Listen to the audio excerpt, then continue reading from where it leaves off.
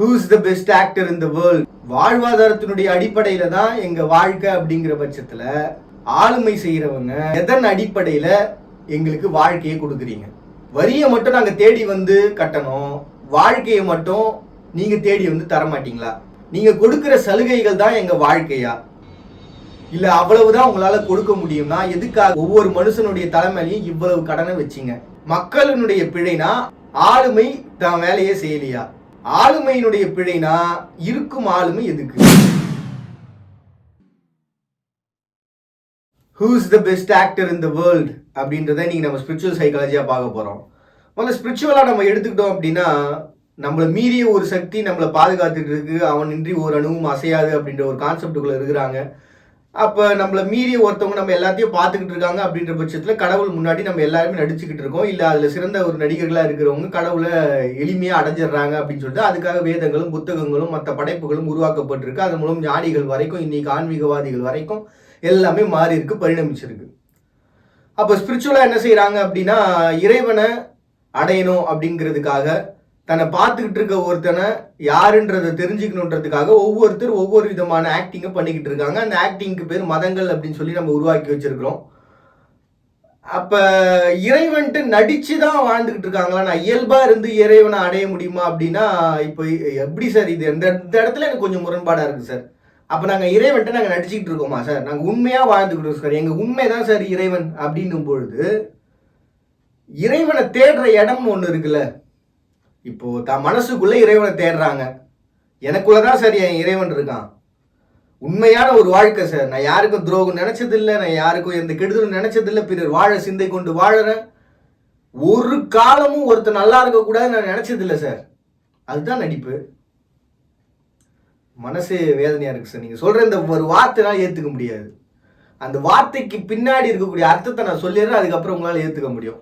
Reason என்ன அப்படின்னு பார்த்தீங்கன்னா, மற்றவங்க நல்லா இருக்கட்டும், என் பிள்ளைங்க, என் பேர பிள்ளைங்க, என்னுடைய அடுத்த ஜென்ரேஷனு எல்லாரும் நல்லா இருக்கட்டும் சார். அதில் என்ன இருக்கு? நல்லா இருக்கியா அவ்வளோதான்.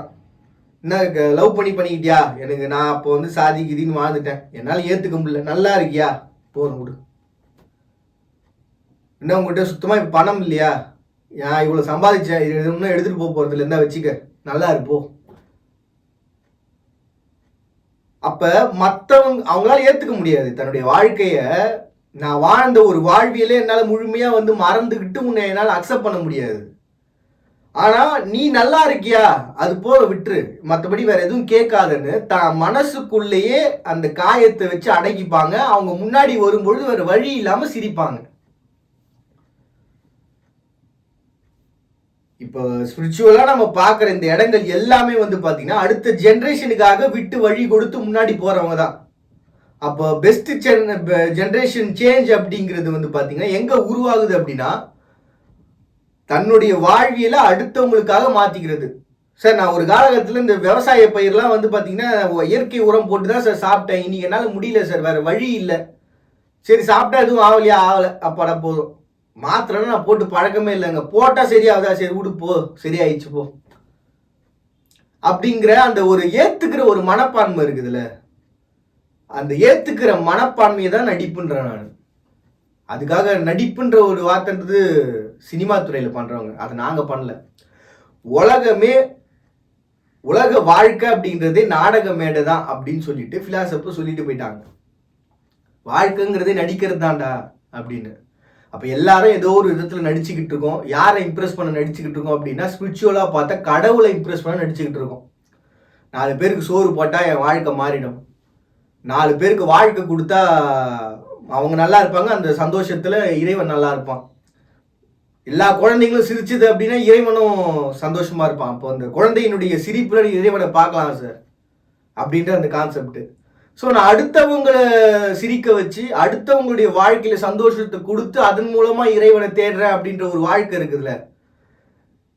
இப்போ ஒரு டைரக்டர் முன்னாடி நான் ஒரு டைரக்டருக்காக ட்ரை பண்ணிட்டு இருக்கேன், டைரக்டரோட ஃபீல்ட்ல இருந்து சொல்றேனே, இப்போ டைரக்டர் இம்ப்ரெஸ் பண்ணாதான் நான் ஒரு நல்ல ஆக்டரா இருக்க முடியும். அவர் என்ன கேட்கிறாரோ அதை கொடுத்தாதான். அப்போ கடவுள் என்ன கேட்கறான் அப்படின்னா, மற்றவன் நல்லா இருக்கணும், உன்னால பண்ண முடியுமா, அப்படி பண்ணினா நீ பெஸ்ட் ஆக்டரா நான் அவனை ஏத்துக்கிறேன்டா அப்படின்றாரு. அதுக்காக தான் நம்ம என்ன பண்ணுறோம், அடுத்தவங்களுக்கு சோறு போடுறது, அடுத்தவங்களுக்கு வாழ்க்கை கொடுக்கறது, இல்லை மற்றவங்களுடைய வாழ்க்கையே சரி நீ நல்லா இருந்தா சரிடான்னு சொல்லி விட்டு கொடுக்கறது, இந்த எல்லா இடத்தையும் வந்து யாருக்காக நடிக்கிறோம்னா கடவுளுக்காக நடிக்கிறோம். என்னை கொஞ்சம் பெஸ்ட் ஆக்டராக ஏற்றுக்கையா அப்படின்னு சொல்லிட்டு. அப்போ அப்படிப்பட்ட ஒரு நடிப்பை நான் நடிக்கிறதுக்கு ரொம்ப சந்தோஷமாக நடிக்கிறதுக்கு ஏற்றுக்கிறேன் அப்படின்ற ஒரு நிலை தான் பார்த்தீங்கன்னா நடிக்கிறதுன்னு சொன்னேன். அப்போ ஸ்பிரிச்சுவலாக பார்க்கும்போது பெஸ்ட் ஆக்டர் அப்படின்றவங்க யார் அப்படின்னும் போது கடவுளுக்காக, கடவுளை வந்து இம்ப்ரெஸ் பண்ணுறதுக்காக, அந்த கடவுளுன்ற டேரக்டரை இம்ப்ரெஸ் பண்ணுறதுக்காக அவர் என்ன கேட்டிருக்காரு, இறைவன்ன்ற டேரக்டர் என்ன கேட்குறாருன்னா, அடுத்தவன் முகத்தில் நீ சிரிப்பை பார்க்க வைக்க முடியுமா, நீ என்ன அடைவ அப்படின்னு அந்த டேரக்டர் கேட்குறாரு. இல்லைன்னுப்பீங்களா எல்லா ஸ்பிரிச்சுவலும்? ஒரு ஸ்பிரிச்சுவல் இல்லைன்னு சொல்லுங்க பார்ப்போம். அடுத்தவங்க நல்லா இருக்கணும் அப்படின்னு வந்து என்னுடைய இறைவன் வந்து பெஸ்ட் டேரக்டர் அவர் சொல்கிறாரு, அதுக்காக நான் நடிக்கிறேன், ஸோ பெஸ்ட் ஆக்டர் சார் நான் அப்படின்னு சொல்லி நீங்கள் ஏற்றுப்பீங்களா? இல்லை அதுக்கு முரண்பட்டு எதனா சொல்ல முடியுமா உங்களால்? இல்லை அவங்க என் இறைவன் அப்படிலாம் சொல்லலை, நான் ஒரு டேரக்டர்ன்றனால டேரக்டர் பாயிண்ட் ஆஃப் வியூலேருந்து பார்க்குறேன், ஸோ அதனால அப்படி சொல்கிறேன். ஸோ என்னுடைய பார்வை வேணால் பிழையாக இருக்கலாம், ஆனால் கான்செப்ட் பிழையாக இருந்தால் சொல்லுங்கள். இப்போ நம்ம சைக்காலஜியாக வருவோமே, சைக்காலஜிக்கலாக பார்க்கும்பொழுது என் பொண்டாட்டிக்கிட்ட 10 வருஷத்துக்கு முன்னாடி லவ்வை ப்ரப்போஸ் பண்ண போன அந்த சமயத்தில் நீ தாண்டி என் வாழ்க்கை, நீ தான் எல்லாமே, நீ இல்லைன்னா மற்றது எல்லாமே அப்படின்னு சொல்லிட்டு எல்லாத்தையும் திறந்து அந்த ஒரு லவ்வுக்குள்ளே போனேன். இப்போ வேற வழியே இல்லாமல் என் பிள்ளைகிட்ட நடிச்சுட்டு இருக்கிறேன். டேரக்டர் பாயிண்ட் ஆஃப் வியூலேயே நான் அப்படியே சைக்காலஜிக்கு வந்துடுறேன். என் பொண்டாட்டிக்காக வேற வழி இல்லாமல் அவன் முன்னாடி சிரிச்சுட்டு இருக்கிறேன். அவன் பண்ணுறதை எனக்கு ஏற்றுக்கவே முடியல. ஒரு பொருள் ஒரு இடத்துல இருக்க மாட்டுது, எங்க எப்ப எதை தூக்கி உடைப்பான்னு தெரிய மாட்டுது. என் புள்ள எப்ப எங்க என்ன பண்ணுவானே தெரிய மாட்டேங்குது சார். அவன் எல்லாத்தையும் கேட்டுட்டு இருக்கான் சார். அவன் சைக்கிள்ல இருந்து ஒரு தியேட்டர் செட்டப் முதல்ல கொண்டு வீட்டில் வச்சாதான் நான் இருப்பேங்கிறான். அவன் அவனுக்காக நடிக்க வேண்டியிருக்கு. இந்த ஒரு படம் ஒன்று பார்த்துருக்கீங்களா, கான்செப்ட் மட்டும் சொல்கிறேன், எனக்கு ஒன்று நினைவு வரல. ஒரு டப்பாக்குள்ள குழந்தைய போட்டு அடைச்சி எடுத்துட்டு போயிட்டு ஒரு சின்ன ஒரு ரூமுக்குள்ளே வாழ்வாங்க. ஏன்னா அந்த வீட்டில் வந்து வெறும் 3 பேரை தான் அக்செப்ட் பண்ணுவாங்க, 4வது ஒரு பேரை வந்து அக்செப்ட் பண்ண மாட்டாங்க. ஸோ வேறு வழி இல்லாமல் ஒரு குழந்தைய ஒரு டப்பாக்குள்ளே கூப்பிட்டு போய் எடுத்துகிட்டு போய் வச்சு வாழ வைப்பாங்க. அப்போ பணத்துக்காக, அதிகாரத்துக்காக, ஆளுமைக்காக, மதிப்புக்காக, எல்லாத்துக்காகவும் மானுடம் இந்த உலகத்தில் சைக்காலஜி அப்படின்ற ஒரு கான்செப்டில் நடிச்சுக்கிட்டு இருக்கு. அதில் பெஸ்ட்டாக பெர்ஃபார்ம் பண்ணுறவங்க பணக்காரனாயிடுறாங்க, பெஸ்ட்டாக பெர்ஃபார்ம் பண்ணுறவங்க மக்கள் மனசில் வாழ ஆரம்பிச்சிடுறாங்க. உண்மையா இல்லையா? சைக்காலஜிக்கலாக சிறந்த நடிகர்கள் யார் அப்படின்னு பார்த்தோம்னா மக்கள் மனசில் வாழக்கூடிய பெஸ்ட் பர்சன். அவங்க 2 விதமாக பிரிக்கலாம், ஒன்று பணம், இன்னொன்று மனம். இப்படி ஒரு கான்செப்டுக்குள்ளே வந்தாச்சு. அப்போ இந்த இடத்துல என்ன அப்படின்னா, நீங்கள் அடுத்தவங்ககிட்ட பிறர் வாழ சிந்தை கொண்டீங்கன்னா நான் உங்களை செல்வம் முதற்கொண்டு, குடும்பத்தினுடைய நலன் முதற்கொண்டு எல்லாத்தையும் கொடுத்து வாழ வைப்பேன்னு சொல்லிட்டு ஸ்பிரிச்சுவல். ஸோ எங்கே வந்து நிற்குது அந்த இடம் அப்படின்னா, ஒன்று பணம், மனம், 2த்தையும் உனக்கு கொடுத்து வாழ வைப்பேன்னு ஸ்பிரிச்சுவல் சொல்லுது. அதே கான்செப்ட் தான் சைக்காலஜிக்கும். பணத்தையும் மனதையும் கொடுத்து அமைதியையும் கொடுத்து இந்த 3மே உங்களுக்கு ஒரு சேர கிடைக்கிற ஒரு இடம் ஸ்பிரிச்சுவல். நீங்கள் ஒருத்தவங்க இந்த 3மே உங்களுக்கு ஒரு சேர கிடைக்கிற இடம் சைக்காலஜின்னு ஒருத்தவங்க வாழ்வியல்னு சொல்லிட்டு வந்து நிற்கிறாங்க.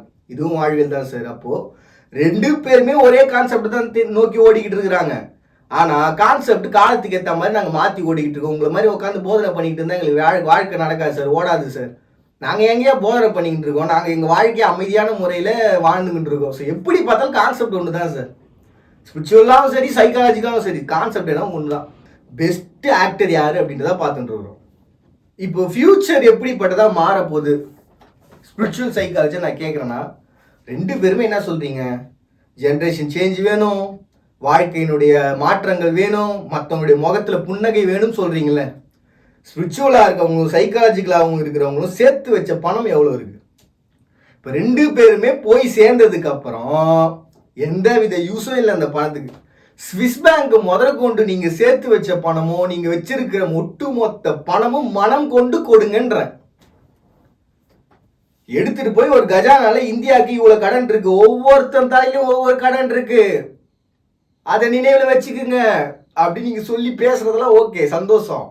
தூக்கி மொத்தமா திரும்ப வச்சுக்கிறீங்க பாருங்க ஒரு இடத்துல, அந்த இடத்துல இருந்து எங்களுக்கு கொடுங்க அப்படின்ற, மனம் கொண்டு கொடுங்க அப்படின்னு.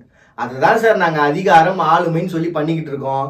ஒவ்வொரு ஏரியாலையும் கரண்ட் இருக்குதா, இல்லை தண்ணி பைப் கரெக்டாக போதா, ட்ரைனேஜ் சரியாக வேலை செய்யுதா, இல்லை உங்களோட ஸ்கூல்ஸு காலேஜஸ் இதெல்லாம் சரியாக இயங்குதா, ஒட்டு மொத்தத்தையும் பர்ஃபெக்டாக நாங்கள் பிரித்து பிரித்து பிரித்து பிரித்து வச்சு ஆண்டுக்கிட்டு இருக்கோம் சார் அப்படின்னு சொல்லி ஆளுமைகள் சொல்லுது. ரொம்ப சந்தோஷம் சார். முதலமைச்சர் முதற்கொண்டு பிரைம் மினிஸ்டர் முதற்கொண்டு மக்களுடைய வாழ்க்கைக்காக, ஒரு வாழ்க்கையினுடைய மாற்றத்துக்காக பல கோடி கடன் வாங்கி தலையில கடனை வச்சுட்டு போயிட்டான் அப்படின்னு நான் சொல்லணுமா? இல்ல நாங்க பிரிச்சு பிரிச்சு ஆடுறதுக்காக, பிரிச்சு பிரிச்சு மக்களோட நலனை காக்குறதுக்காக கடனை வாங்குறோம் சார் அப்படின்னு சொல்லணுமா? புரியுதுங்களா நான் கேட்கறது?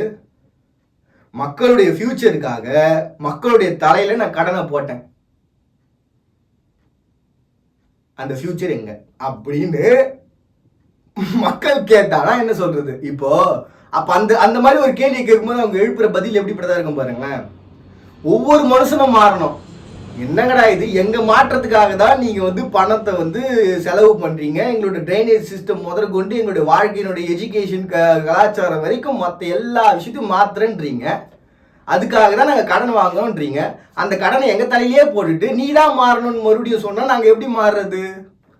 அப்போ நான் உருவாக்கி ஒரு களத்தை உருவாக்கி தர முடியும், அந்த களத்தை உருவாக்கி கொடுத்து நீ யூஸ் பண்ணிக்கணும்ல அப்படின்னு சொல்லி அவங்க ஒரு கேள்வி எழுப்புறாங்க, ஒரு ஆளுமையில் இருக்கிறவங்க. அப்ப நம்மளுடைய பதில் என்னவா இருக்குது?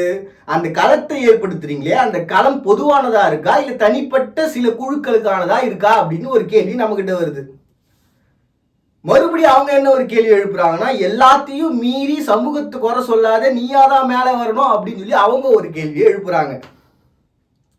சார், பணம் உங்ககிட்ட இருக்கு, அதிகாரம் உங்ககிட்ட இருக்கு, எனக்கு ஒரு அதிகாரம் மறுக்கப்படுது அப்படின்னு அவங்க கிட்ட சொல்லும் பொழுது அதுக்கான பதில் மட்டும் ஏன் சார் ரொம்ப நாளுக்கு அடுத்ததான் ரொம்ப தூரத்துல இருக்கு, கொஞ்சம் கிட்ட என்னன்னா, நாங்க பிரிவினை பாராம தான் ஆளுமையை வைக்கிறோம், அந்த ஆளுமையினாலதான் ஒவ்வொரு தலையில கடனை வைக்கிறோம் அப்படின்னு ஒரு பதில், ஒரு சிறந்த பதில், சிறந்த ஒரு கேள்வி அப்படின்னு சொல்லி நம்ம ஆளுமை கிட்ட சொல்றோம். இப்போ இந்த ஆளுமைகிட்ட நம்ம கேட்கக்கூடிய கேள்வி என்னன்னா, சாதி பார்க்காம மதம் பார்க்காம இனம் மதம் மொழி கலாச்சாரம் இல்லாம தான் எங்களை நீங்க ஆள்றீங்களா? அப்படின்னா எதுக்காக எங்களுக்கு சாதி சர்டிபிகேட், எதுக்காக மதத்தினுடைய அடையாளம், எதுக்காக நீங்க ஒவ்வொரு இடத்துலையும் எங்களுக்கு ஒவ்வொரு விதமான ஒரு ஐடென்டிட்டியே உருவாக்குறீங்க? இப்போ எல்லாத்தையும் சேர்த்து மொத்தமா ஆதார் கார்டுன்னு ஒன்று கொடுத்துட்டீங்க, அப்புறம் எதுக்காக வேற ப்ரூஃப் கேட்குறீங்க? ஒரே ப்ரூஃப், அந்த ஒரே ப்ரூஃபை வச்சு மற்ற எல்லாத்தையும் முடிச்சிடலாம்ல. அதுக்காக தான் சார் உருவாக்குனது. இப்போவாவது ஒருத்தர் புரிஞ்சுக்கிட்டீங்களேன்னும் பொழுது ஆளுமையை நான் புரிஞ்சுக்கிட்டேன். இப்போ சந்தோஷம் தானே? இப்போ ஆளுமையில் இருக்கவங்க ஒரே கார்டு, ஒரே ஐடென்டிட்டி, ஒரே விஷயத்த நீங்கள் கொடுத்துருக்கீங்க, அதை முழு மனசோட நான் ஏற்றுக்கிட்டேன், நானுமே அதை தான் அக்செப்ட் பண்ணிக்கிட்டேன். இப்போ நான் கேட்குற கேள்விக்கு பதில் சொல்லுங்க.